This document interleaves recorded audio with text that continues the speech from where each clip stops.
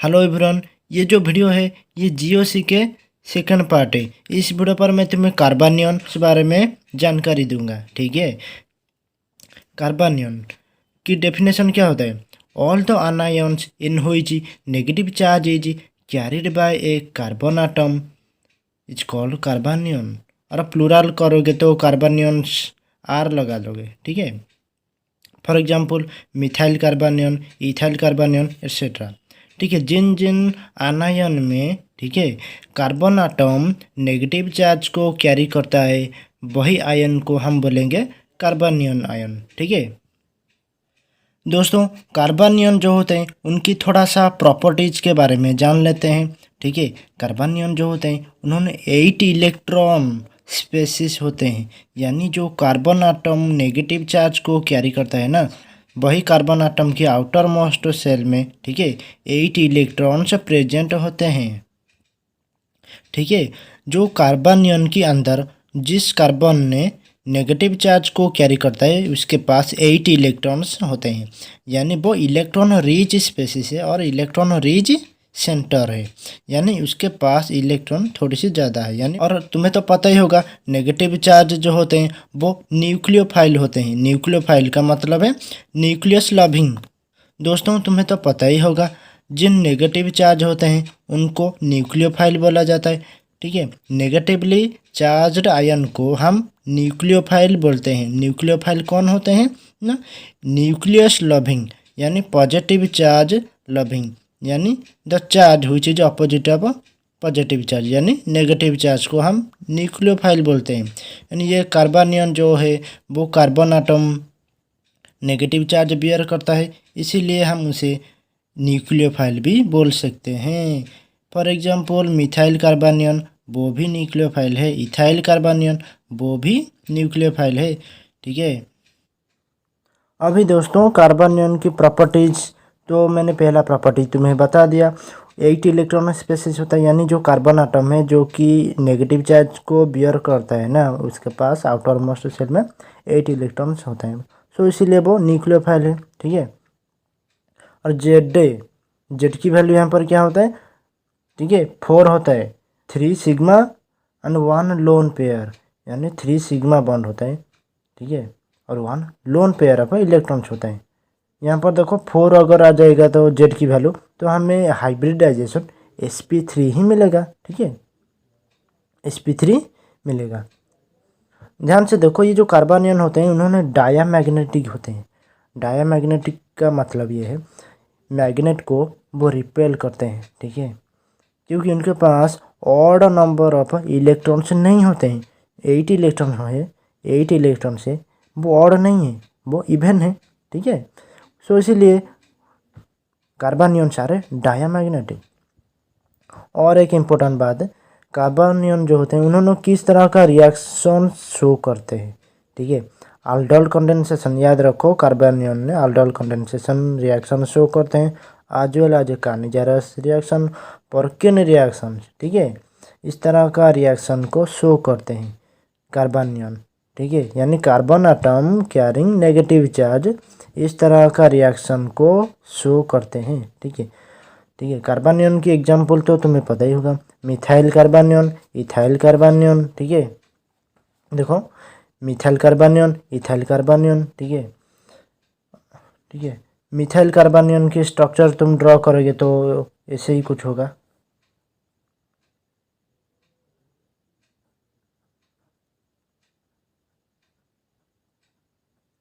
ठीक है, यहाँ पर लोन पेयर है। ठीक है, नेगेटिव चार्ज लोन पेयर।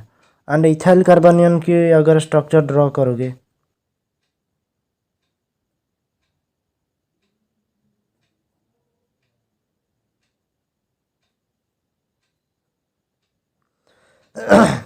यहाँ पर नेगेटिव चार्ज है। ठीक है, यहाँ पर भी तुम वैसा ही कर सकती हो। ठीक है, लोन पेयर इलेक्ट्रॉन ये।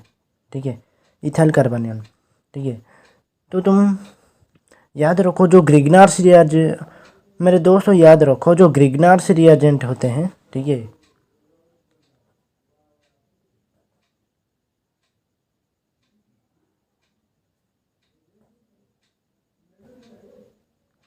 ठीक है दोस्तों, याद रखो जो ग्रिग्नार्स रिएजेंट होते हैं उनकी जनरल फार्मूला, ठीक है, RmgX होता है।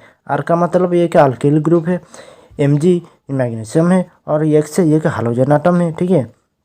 यहाँ पर देखो मैग्नीशियम जियो, यहाँ पर देखो ये जो मैग्नीशियम है ये एक मेटल है एंड यहाँ पर जो अल्किल ग्रुप है यानी कार्बन है, ठीक है, वो तो नॉन मेटल है, ठीक है। मेटल एंड नॉन मेटल के बीच में आयोनिक बॉन्ड होता है, ठीक है। कार्बन मोर इलेक्ट्रोनेगेटिव देन मैग्नीशियम, ठीक है। ये जो मेटल होते हैं वो तो इलेक्ट्रोपॉजिटिव होते हैं ना, इलेक्ट्रॉन डोनेट करने के लिए, इलेक्ट्रॉन डोनेट करने का कैपेसिटी है, ठीक है, मेटल के पास। सो इसीलिए R-Mg+, ठीक है। दोस्तों तुम्हें तो पता ही होगा जब तुम अल्कोहल बनाती हो फ्रॉम अल्डिहाइड और ketone by the use of a Grignard's reagent, ठीक है। अगर तुम फॉर्माल्डिहाइड को ग्रिग्नार्स रिएजेंट के साथ ट्रीट करोगे तो प्राइमरी अल्कोहल, ठीक है, और नहीं तो अदर अल्डिहाइड को अगर तुम अदर अल्डिहाइड के साथ ग्रिग्नार्स रिएजेंट को ट्रीट करोगे तो सेकेंडरी अल्कोहल मिलेगा। अगर तुम कीटोन के साथ मैग्नीज ये जो ग्रिग्नार्स रिएजेंट ट्रीट करोगे तो तुम्हें टर्शियरी अल्कोहल मिलेगा, ठीक है। यहाँ पर R- यानी नेगेटिव चार्ज और न्यूक्लियोफाइल की तरह ये R- यानी कार्बनियन आयन शो करता है, ठीक है। दोस्तों तुम कार्बनियन के बारे में हल्का सा डेफिनेशन तो तुम्हें पता चल चुका है। अभी हम कार्बनियन की जो स्ट्रक्चर के पास चलते हैं। दोस्तों देखो स्ट्रक्चर ऑफ कार्बनियन, तुम्हें तो पता ही होगा कार्बनियन के पास एक अनशेयर्ड पेयर ऑफ इलेक्ट्रॉन्स मौजूद है, ठीक है। जिस कार्बन ने अनशेयर पेयर्ड इलेक्ट्रॉन्स को बियर करता है यानी जिस कार्बन ने नेगेटिव चार्ज को बियर करता है ना, वो उसके पास तो 8 इलेक्ट्रॉन होते हैं यानी जेड की वैल्यू 4 होता है, यानी वो sp3 हाइब्रिडाइज्ड है, ठीक है। नॉर्मल कार्बन की ये इलेक्ट्रॉनिक कॉन्फ़िगरेशन हो गया, ये एक्साइटेड स्टेट में कार्बन एटम के इलेक्ट्रॉनिक कॉन्फ़िगरेशन ये हो गया, ठीक है। एंड यहाँ पर तुम्हें sp3 हाइब्रिडाइजेशन मिल गया, ठीक है।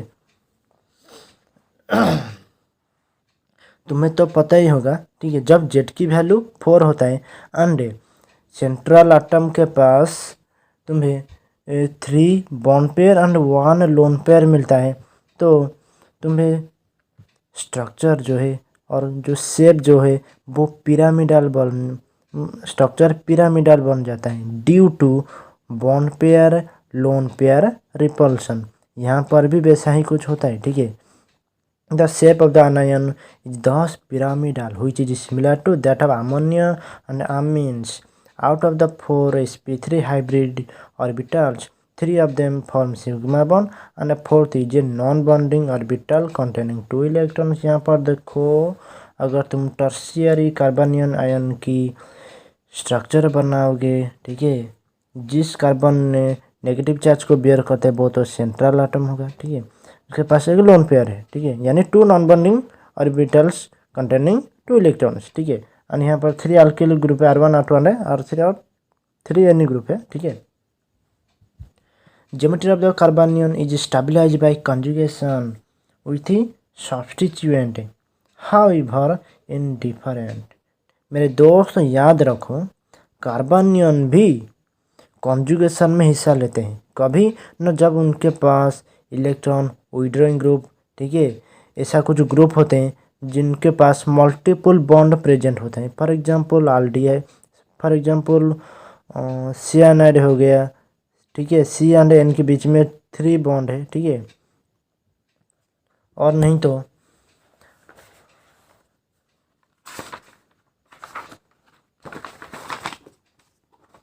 दोस्तों और नहीं तो नाइट्रो ग्रुप हो गया। अगर कार्बनियन के पास इलेक्ट्रॉन विड्रॉइंग ग्रुप होते हैं, ठीक है, जिन इलेक्ट्रॉन विड्रॉइंग ग्रुप के पास मल्टीपल बॉन्ड प्रेजेंट होता है, ठीक है, ये जो कार्बनियन है वो नेगेटिव चार्ज शिफ्ट करेगा, ठीक है। अगर मिथाइल कार्बनियन आयन, ठीक है, मिथाइल कार्बनियन आयन CH3- अगर एक H की बदले में नाइट्रो ग्रुप प्रेजेंट है, ठीक है, तब वो CH2- एंड ऐसे ही उसकी स्ट्रक्चर हो जाएगा, नेगेटिव चार्ज यहाँ पर शिफ्ट हो जाएगा। नाइट्रोजन और ऑक्सीजन के बीच में मल्टीपल बॉन्ड है, ठीक है, और ये जो ऑक्सीजन है वो मोर इलेक्ट्रोनेगेटिव देन नाइट्रोजन। सो इन दोनों के बीच में जो बॉन्ड है वो ऑक्सीजन की तरफ शिफ्ट हो जाएगा, तो यहाँ पर कॉन्जुगेशन होगा। ठीक है, याद रखो जिस कार्बनियन ने कॉन्जुगेशन में हिस्सा लेते हैं उन्होंने sp2 हाइब्रिडाइज्ड होते हैं। ठीक है, अगर ये नेगेटिव चार्ज यहाँ पर शिफ्ट हो जाएगा ना, यहाँ पर तो अल्किन जैसा प्रोडक्ट मिलेगा। सी के पास 2 हाइड्रोजन आटम, ठीक है, और इनके साथ एक सिग्मा एक पाई बॉन्ड। ठीक है, और उसकी जो हाइब्रिडेशन sp2 हो जाएगा। ठीक है, सिमिलरली मैलोनिक एस्टर आनायन, ठीक है, easy malonic ester anion is also planar. ठीक है, एसिटिक एस्टर उसके पास भी, ठीक है, उन्होंने भी प्लानर होते हैं। ठीक है, यहाँ पर मैंने स्ट्रक्चर बना भी लिया है, तुम चाहो तो अगर तुम्हें डाउट है तुम यहाँ पर देख सकती हो। ठीक है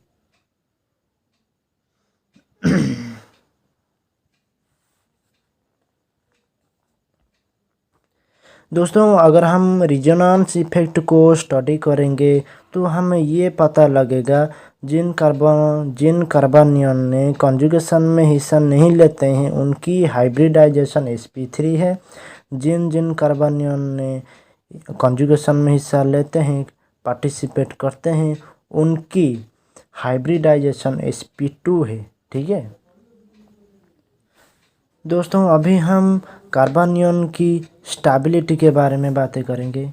ठीक है, तुम्हें तो पता ही होगा कार्बनियन यानी carbon atom bearing negative charge. ठीक है, उसके पास वो तो इलेक्ट्रॉन और रिच सेंटर है। ठीक है, इलेक्ट्रॉन रिच सेंटर यानी अगर उसके पास इलेक्ट्रॉन विड्रॉइंग ग्रुप आ जाएंगे ना, यानी चार्ज को न्यूट्रलाइज कर लेंगे ना, यानी charge through out the compound is dispersed, ठीक है, और डिस्ट्रीब्यूटेड, ऐसा हो जाएगा ना, तब जाकर कंपाउंड स्टेबल बन जाएगा। ठीक है, सो इसीलिए जो अल्किल ग्रुप है, primary is more stable than secondary than tertiary, यानी methyl is more stable than alkyl which is more stable than secondary which is more stable than tertiary. अगर तुम यहाँ पर एग्जांपल लोगे तो methyl carbanion more stable than ethyl carbanion, ठीक है, which is more stable than isopropyl carbanion which is more stable than tertiary butyl carbanion. तुम यहाँ पर आर की जगह पर CH3 ले सकती हो। ठीक है, ये तो हो गया इंडक्टिव इफेक्ट की वजह से। ठीक है, ये हो गया inductive effect on stability of a carbanion ion. ठीक है,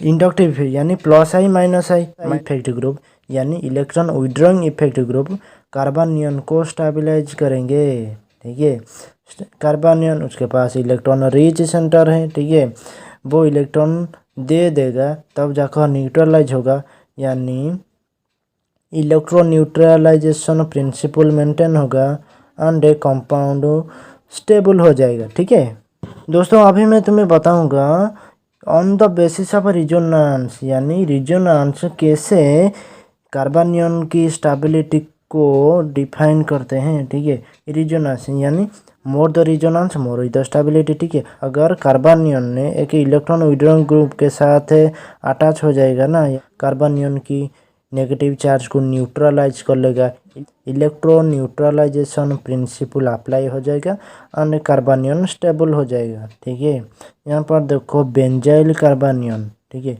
यहाँ पर CH2 minus group benzene group यानी फिनाइल ग्रुप के साथ अटैच है। ठीक है, और उसके पास पाई बॉन्ड भी मौजूद है। यहाँ पर देखो कॉन्जुगेशन कैसे होता है, कॉन्जुगेशन की वजह से, ठीक है, benzyl carbanion is more stable. ठीक है, और तुम यहाँ पर देख सकते हो अलाइलिक कार्बनियन। ठीक है, अलाइलिक कार्बनियन ये नेगेटिव चार्ज यहाँ शिफ्ट हो रहा है, यहाँ पर जो मल्टीपल बॉन्ड है यहाँ पर शिफ्ट हो रहा है। ठीक है, एंड कार्बनियन की स्टेबिलिटी बढ़ रहा है, यानी इंक्रीज हो रहा है। ठीक है, अभी हम पढ़ेंगे बेस्ड ऑन एरोमेटिक कैरेक्टर। ठीक है, अगर एक कंपाउंड, अगर एक कार्बनियन एरोमेटिक है ना तो उसकी स्टेबिलिटी बढ़ जाता है। ठीक है, देखो ये जो कंपाउंड है ये साइक्लिक है, ठीक है, साइक्लिक है, तुम्हें तो दिखाई दे रहा है ना, ये साइक्लिक है। और कॉन्जुगेटिव भी है। कॉन्जुगेटिव का मतलब alternate sigma bond, pi bond and charge, ठीक है। यहाँ पर सिग्मा बॉन्ड है, यहाँ पर पाई बॉन्ड है, यहाँ पर sigma bond negative charge, sigma bond pi bond ऐसा ही कुछ है, ठीक है, इसलिए ये कॉन्जुगेटिव है, ठीक है। ये नेगेटिव चार्ज यहाँ शिफ्ट हो जाएगा, ये डबल बॉन्ड यहाँ शिफ्ट हो जाएगा, यानी यहाँ पर नेगेटिव चार्ज आ जाएगा, फिर वो नेगेटिव चार्ज यहाँ शिफ्ट हो जाएगा, ये पाई बॉन्ड यहाँ शिफ्ट हो जाएगा, तो यहाँ पर नेगेटिव चार्ज आएगा।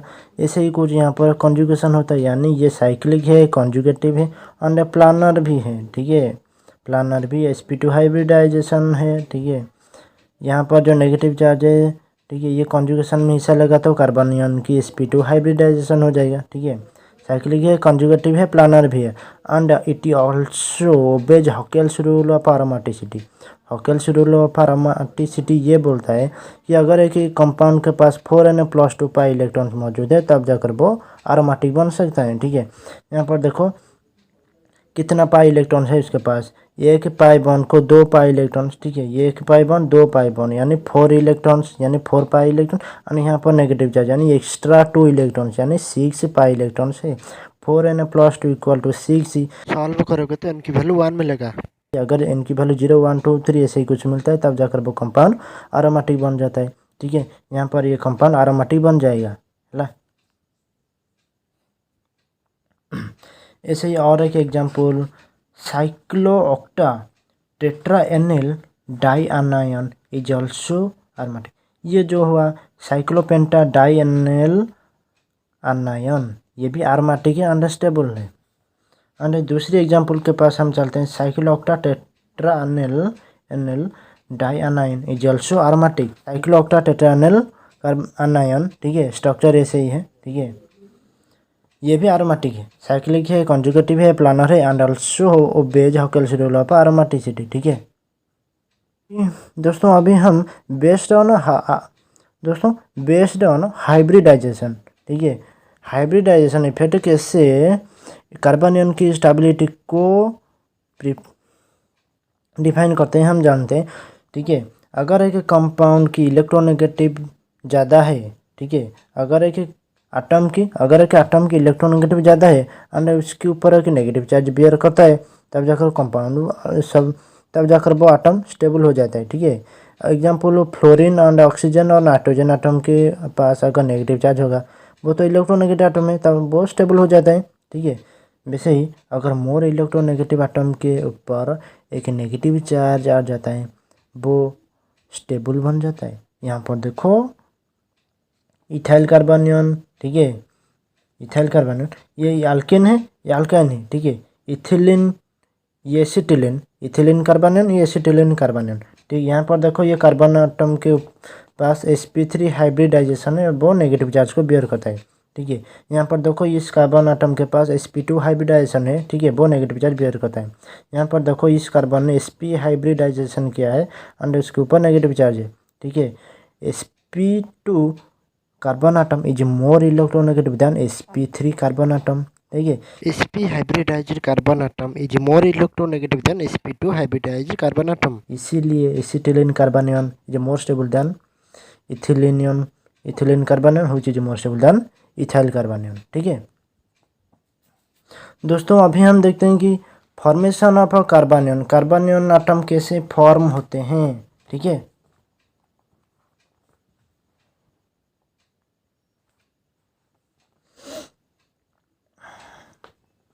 We know that carbanion and carbonium are formed due to heterolysis of covalent bond। अगर एक कोवैलेंट बॉन्ड की हेटेरोलिसिस होगा यानी हेटेरोलिटिकल क्लीवेज होगा, ठीक है, तब जाकर कार्बनियन और कार्बोकेटन बनते हैं, ठीक है। यहाँ पर देखो मिथाइल नाइट्रोमिथेन है, ठीक है, तो यहाँ पर देखो कैसे कार्बनियन ये फॉर्म हुआ है, ठीक है।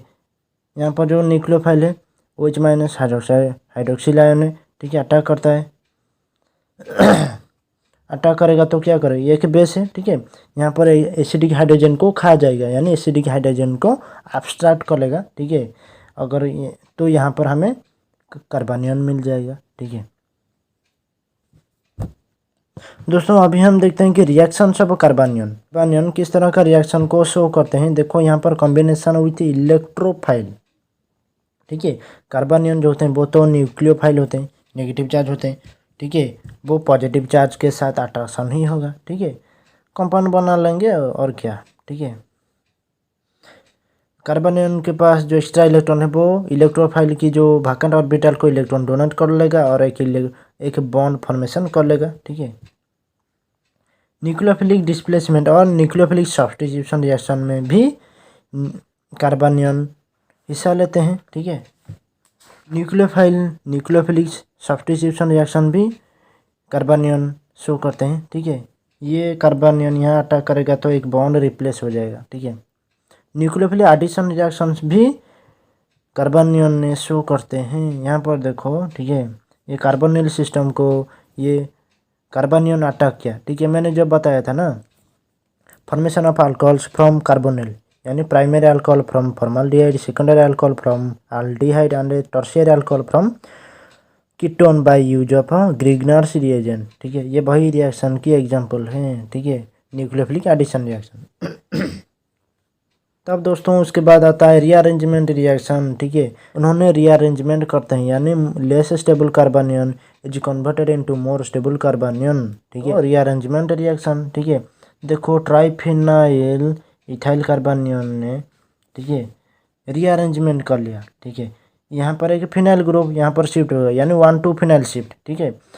तब जाकर इस तरह का कार्बोनियन बन गया। ये प्राइमरी कार्बोनियन थी, यहाँ पर टर्शियरी मिल गया, ठीक है। हमें तो पता ही है इंडक्टिव इफेक्ट की वजह से tertiary less stable, methyl is more stable than ethyl which is more stable than isopropyl which is more stable than tertiary. ये तो इंडक्टिव इफेक्ट की वजह से होता है, लेकिन यहाँ पर इंडक्टिव इफेक्ट नहीं, यहाँ पर कॉन्जुगेशन, यहाँ पर देखो बेंजाइल बन जाता है, ठीक है। ये एक बेंजाइल सिस्टम बन जाता है, यहाँ पर कॉन्जुगेशन होता है।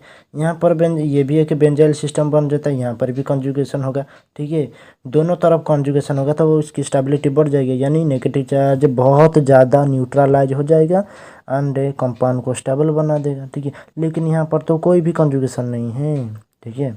और यहाँ पर एरोमेटिक की बिहेवियर शो करेगा, कॉन्जुगेशन भी शो करेगा, इसलिए वो स्टेबल बन जाएगा। लेकिन यहाँ पर कोई भी एरोमेटिसिटी नहीं है ये इस कार्बोनियन एटम के, इस कार्बोनियन सेंटर के पास, ठीक है। दोस्तों अभी हम देखते हैं order of importance of factors affecting stability of carbocation और कार्बोनियन और any other reagent such as carbon nitrenes और फ्री रेडिकल्स, ठीक है।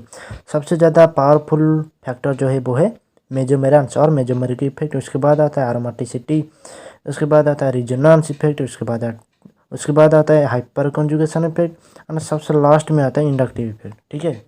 दोस्तों यहाँ पर देखो कार्बोनियन की स्टेबिलिटी, ठीक है, टर्शियरी फिनाइल कार्बोनियन, ठीक है। यहाँ पर सबसे ज़्यादा कॉन्जुगेशन यानी मेजोमेरिक इफेक्ट यानी कॉन्जुगेटिव इफेक्ट होगा, ठीक है, इसीलिए वो सबसे ज़्यादा स्टेबल।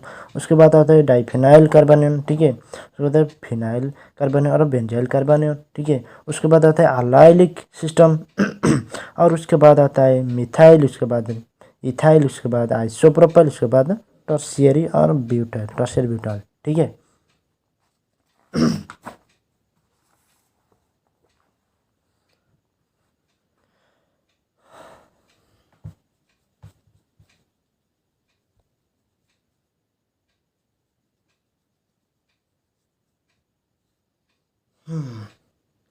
दोस्तों यहाँ पर देखो ये जो क्वेश्चन दिया गया है A B and C structure में से कौन सबसे ज़्यादा स्टेबल है, ठीक है। यहाँ पर जो कार्बन है ये अलाइलिक सिस्टम है, ठीक है। ये भी अलाइलिक सिस्टम, यहाँ पर भी अलाइलिक सिस्टम है, ठीक है। कौन सबसे ज़्यादा स्टेबल है?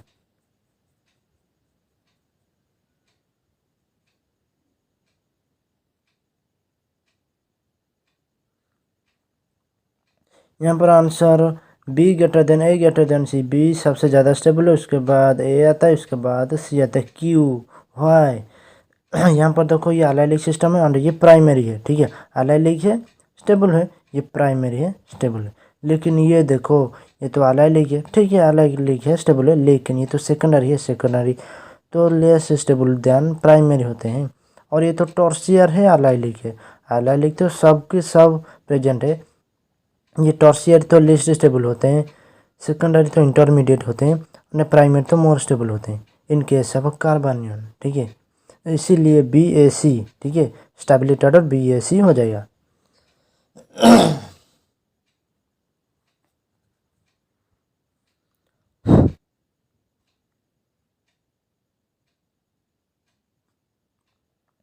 दोस्तों यहाँ पर देखो ये स्ट्रक्चर मैंने बनाया है।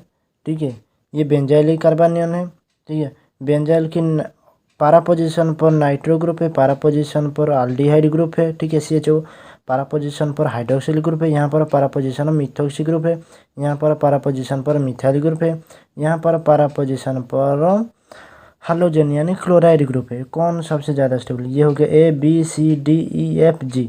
सबसे ज़्यादा स्टेबिलिटी ऑर्डर क्या होता है देखो। ठीक है, B greater than C greater than G greater than A greater than F greater than E greater than E greater than D। ठीक है, कार्बोनियन है यानी carbon atom bearing negative charge है। ठीक है, यानी इलेक्ट्रॉन रिच सेंटर है, nucleophile है, इसके पास सबसे ज़्यादा इलेक्ट्रॉन। अगर वही कार्बोनियन के साथ कि इलेक्ट्रॉन विड्रॉइंग ग्रुप जोड़ जाता है ना, इलेक्ट्रॉन को न्यूट्रलाइज कर लेता है, चार्ज को न्यूट्रलाइज कर लेता है, चार्ज को डिस्पर्स यानी डिस्ट्रीब्यूशन कर लेता है, इसके बदले में उसकी स्टेबिलिटी बढ़ जाता है। यहाँ पर देखो कौन कौन जगह पर इलेक्ट्रॉन विड्रॉइंग ग्रुप है, वही हो जाएगा स्टेबल। ठीक है, इंडक्टिव इफेक्ट वजह से। ठीक है, ये क्लोरीन यानी in case of halogen inductive effect predominates over mesomeric effect. ठीक है, ये इलेक्ट्रॉन विड्रॉइंग हो गया। ठीक है, एंड यहाँ पर अल्डिहाइड ग्रुप जो CHO ग्रुप है, ठीक है, ये भी इलेक्ट्रॉन विड्रॉइंग ग्रुप हो गया। नाइट्रो ग्रुप तो ऑब्वियसली इलेक्ट्रॉन विड्रॉइंग ग्रुप ही है। सबसे ज़्यादा इलेक्ट्रॉन विड्रॉइंग की कैपेसिटी किसके पास ज़्यादा है? नाइट्रो ग्रुप के पास ज़्यादा, इसलिए तो नाइट्रो ग्रुप पहले नंबर पर। सबसे ज़्यादा स्टेबल यही होगा, सबसे ज़्यादा न्यूट्रलाइज यही कंपाउंड होगा। ठीक है, उसके बाद आएगा C। ठीक है, और उसके बाद आएगा G। ठीक है, समझ में आया? B greater than C greater than G। उसके बाद आता है A, यानी उसके पास कोई भी इलेक्ट्रॉन विड्रॉइंग ग्रुप नहीं है, कोई भी इलेक्ट्रॉन डोनेटिंग ग्रुप नहीं है। यानी देखो कार्बोनियन यानी नेगेटिव चार्ज यानी इलेक्ट्रॉन रिच सेंटर है, अगर उसके पास फिर एक electron donative group +Ma group और नहीं तो +I इफेक्टिव ग्रुप आ जाएंगे, तो क्या होगा? इलेक्ट्रॉन ज़्यादा है फिर ज़्यादा हो जाएगा, यानी इलेक्ट्रॉन डेंसिटी की बढ़ जाएगा। ठीक है, उसके वजह से कंपाउंड की स्टेबिलिटी घटेगा। ठीक है, डिक्रीज हो जाएगा। यहाँ पर वैसा ही कुछ हो रहा है, लेकिन यहाँ पर कुछ नहीं हो रहा है, यहाँ पर कोई भी इलेक्ट्रॉन डोनेटिंग नहीं है, विड्रॉइंग ग्रुप भी नहीं है। ठीक है, इसलिए वो इंटरमीडिएट हो गया। ठीक है, 4th पोजीशन पर आ गया। उसके बाद देखो इलेक्ट्रॉन डोनेटिंग ग्रुप सब जगह पर है, यानी यहाँ पर D पर है, E पर है एंड FF पास भी है। ठीक है, लेकिन देखो जिन ग्रुप ने इलेक्ट्रॉन डोनेटिंग करेगा, सबसे लेस अमाउंट में इलेक्ट्रॉन डोनेट करेगा ना, उसकी स्टेबिलिटी बढ़ जाएगा। ठीक है, यहाँ पर देखो F जो है मिथाइल ग्रुप है, ये थोड़ा सा इलेक्ट्रॉन डोनेट करे, इसलिए वो इन तीनों में से ज़्यादा स्टेबल है। ठीक है, इसीलिए तो F पहले आ गया, उसके बाद E, इसके बाद ही D। यानी मिथोक्सी ग्रुप मिथाइल ग्रुप से थोड़ा सा ज़्यादा इलेक्ट्रॉन डोनेट कर पाएगा, और यहाँ पर हाइड्रोक्सिल ग्रुप तो बहुत ज़्यादा इलेक्ट्रॉन डोनेट कर लेगा, इसीलिए वो लास्ट में आ गया। ठीक है दोस्तों, ऐसे ही केमिस्ट्री लेक्चर पाने के लिए प्लीज़ इस चैनल को दोस्तों प्लीज़ इस तरह का केमिस्ट्री लेक्चर पाने के लिए प्लीज़ इस चैनल को सब्सक्राइब करो मेरे दोस्त। ठीक है।